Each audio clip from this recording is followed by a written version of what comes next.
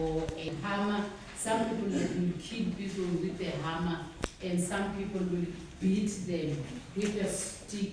Then you find out that the person gets a blue eye, or maybe the blood is coming out of their skin or in the body. So we call that physical abuse.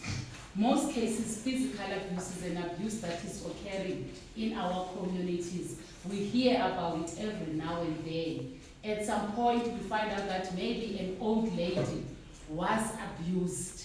The recent scenario we can relate to of the old lady that was staying at Joka. Do you remember that story? Yes. That one that was cut off and put in the suitcase. Yes. And the other ones, you remember the bodies were left dead in the drain or in somewhere, but people have been killed. So that is the type of physical abuse we are referring to. And then the other one is psychological or emotional. Psychological or emotional is the one that happens in your mind. Perhaps someone can talk bad about you, tell you that you're ugly, tell you that you amount of nothing, there is nothing better you can do in life. They swear at you, they give you all the nasty names. Sometimes we hear them with verbal abuse. Maybe they say you are a witch, and then psychologically or emotionally that affects you. Then you find out that somebody is at work, and unfortunately because of the physical, psychological and emotional abuse the person has been experiencing, the person is unable to concentrate because the thoughts are coming and the thoughts are raging. Maybe the person is at school for that matter, at the varsity or at the high school, or maybe at this school that you are at. Maybe these thoughts are also raging because when you go home, there is somebody who is verbally abusing you. There is somebody who is sexually abusing you. There is somebody that is physically abusing you. And then psychologically and emotionally, you get affected. And then the other one, we call it financial abuse. Financial abuse is when somebody is supposed to be providing you with your financial needs. Unfortunately, the person does not give you the needs that you are supposed to get, and then we call that financial abuse or economic abuse. Because remember, if you are a child and then you have a father or a mother, they need to support you physically or financially. Perhaps if you are a child as well, or maybe you are a husband or you are a wife, maybe you are depending from somebody else, and then unfortunately the needs of that particular person are not met. Maybe the kids are supposed to go to school, and then the uniform is not all together. The lunch box is not provided for. We call that financial abuse or economical abuse. Maybe others are working, and maybe this one is depending, like I said. But unfortunately, if those needs are not met, they go into this type of abuse that we have mentioned. And most of them are 8 different types of abuse. Who is affected by the abuse? Most of the time, children are affected by the abuse. Adults are affected by the abuse. Older persons are affected by the abuse. Now these days, we find out that boys or men are also being affected.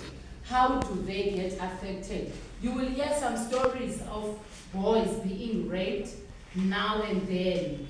And then, hence we call it GBV, gender-based violence, so that we don't classify it and say women or children abused, because almost everyone now is being abused. So the reason why we are coming to you, it is to raise an awareness so that you may know this kind of abuse. Sometimes it happens to your daughter, it happens to your son, it happens to your brother, it happens to your sister, your aunt or your uncle, whoever is involved. So you need to take cognizance of it, and also you need to be aware that these things are happening every now and then.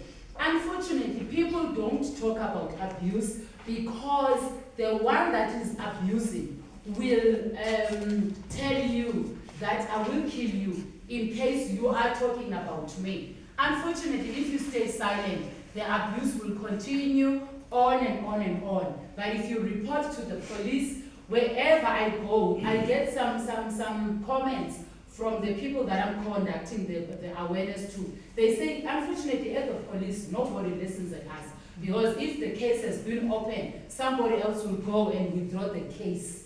That is the problem that we're experiencing. But these days, the justice system has changed. And I am so grateful about that, because now the cases cannot be withdrawn if they have been opened. Because remember, what happens with the abuse, it is a cycle. Once somebody starts to abuse you, the person will abuse you every now and then. Hence, we call it a cycle. Because the person will come and apologize to you and give you, we say it's red roses. They give you the roses at that particular time and the chocolates, and they even give you money. They even give you money to buy some clothes, nice thing, and then you forget about it. 2 months down the line, the person is doing the same thing. Then again and again and again, same thing happens. Then he brings you some flowers, chocolate, money. Then you forget about it. You go and withdraw the case. Hence, now they came up with this new act that now, if a person has withdrawn, we don't take that. Because at the end of the day, if abuse is keeping on going, and then what happens? It ends up with death. Then people will die from the cycle of abuse. So now you need to talk about it. Even if it's your mother that is being violated every now and then by the father. Because people will not learn if they are not being reported to at the police. Hence I was saying, it is a what? It is a cycle. Unfortunately, the people that get affected the most, it is the victim.